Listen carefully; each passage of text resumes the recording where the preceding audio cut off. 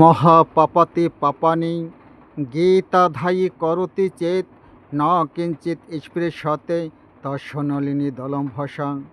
ভগবান শ্রীকৃষ্ণ তিনি শ্রীমদ্ ভাগবত গীতায় বলেছেন, গীতাধায়ী ব্যক্তি, গীতামৃত ব্যক্তি কিংবা গীতা অধ্যয়নরত ব্যক্তি সে যত বড় মহাপাপী হোক না কেন কোনো দিন তাকে পাপে স্পর্শ করতে পারে না।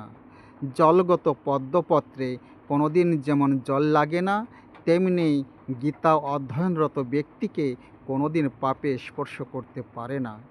একদিন নারদমুনি আমার ভগবানকে বলেছে, হে ঠাকুর, তুমি কোথায় থাকো? তদুত্তরে আমার ভগবান বলেছেন, নাহং তিষ্ঠমি বৈকুণ্ঠে হৃদয় নচ মদ ভক্ত যত্র গায়ন্তে তত্র তিষ্ঠামি। হে নারদ, হে নারদ, আমি বৈকুণ্ঠে থাকি না, আমি যোগী ঋষি মুনিদের মাঝেও থাকি না। তবে আমি কোথায় থাকি যেন? যেখানে ভক্ত আমার নাম গুণাগুণ সংকীর্তন করে, আমি সেখানে গিয়ে ভক্তের সাথে মিলে আমি ভক্তের সাথে নাম গুণাগুণ কীর্তন করি।